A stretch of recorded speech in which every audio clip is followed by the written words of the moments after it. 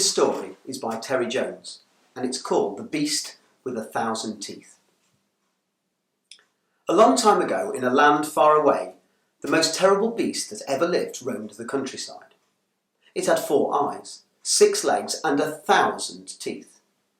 In the morning, it would gobble up men as they went to work in the fields. In the afternoon, it would break into lonely farms and eat up mothers and children as they sat down to lunch. And at night, it would stalk the streets of the towns, looking for its supper. In the biggest of all the towns, there lived a pastry cook and his wife, and they had a small son whose name was Sam. One morning, as Sam was helping his father to make pastries, he heard that the mayor had offered a reward of 10 bags of gold to anyone who could rid the city of the beast. "Oh," said Sam, "wouldn't I just like to win those 10 bags of gold?" "Nonsense," said his father. "Put those pastries in the oven." That afternoon, they heard that the king himself had offered a reward of 100 bags of gold to anyone who could rid the kingdom of the beast. "Oh, wouldn't I just like to win those 100 bags of gold?" said Sam. "You're too small," said his father. "Now run along and take those cakes to the palace before it gets dark." So Sam set off for the palace with a tray of cakes balanced on his head. But he was so busy thinking of the 100 bags of gold that he lost his way, and soon it began to grow dark.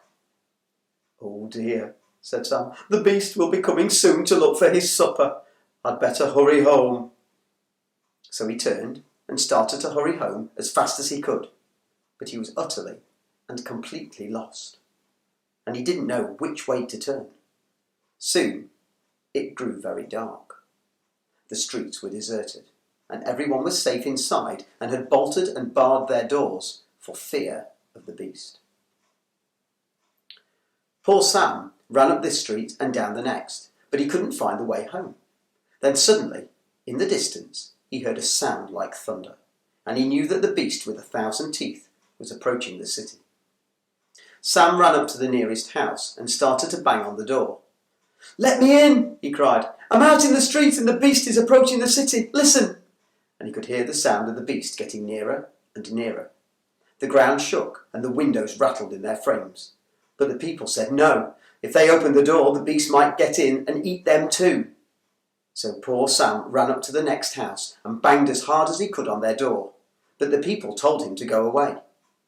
Then he heard a roar, and he heard the beast coming down the street, and he ran as hard as he could. But no matter how hard he ran, he could hear the beast getting nearer and nearer. And he glanced over his shoulder, and there it was at the end of the street. Poor Sam, in his fright, dropped his tray and hid under some steps. As the beast got nearer and nearer, until it was right on top of him, and it bent down, and its terrible jaws went snack, and it gobbled up the tray of cakes, and then it turned on Sam.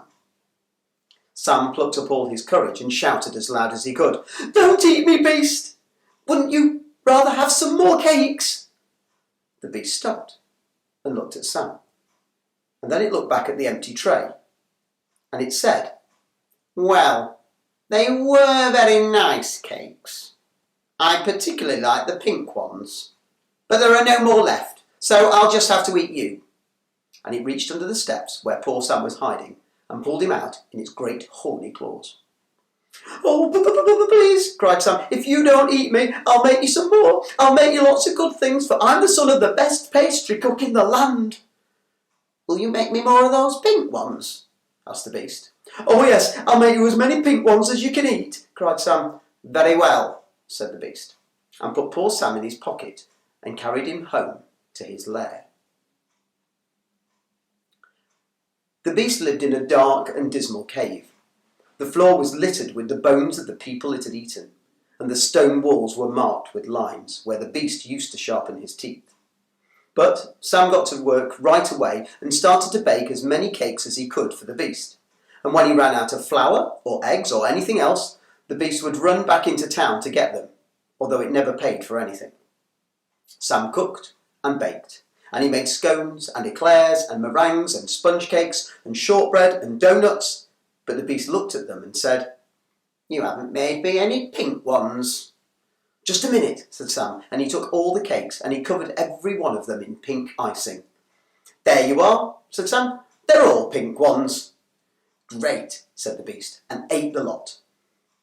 Well, the beast grew so fond of Sam's cakes that it shortly gave up eating people altogether, and it stayed at home in its cave, eating and growing fatter and fatter.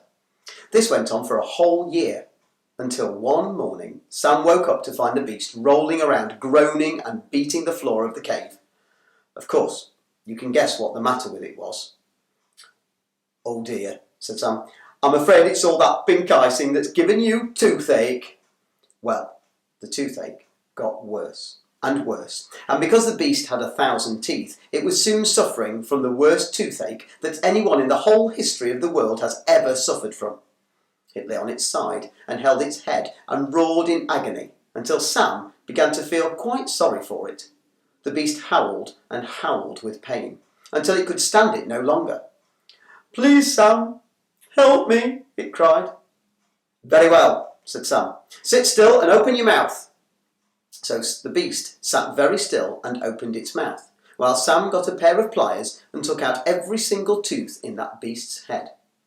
Well, when the beast had lost all its 1,000 teeth, it couldn't eat people anymore. So Sam took it home and went to the mayor and claimed 10 bags of gold as his reward. Then he went to the king and claimed 100 bags of gold as his reward. Then he went back and lived with his father and mother once more. And the beast helped in the pastry shop and took cakes to the palace every day.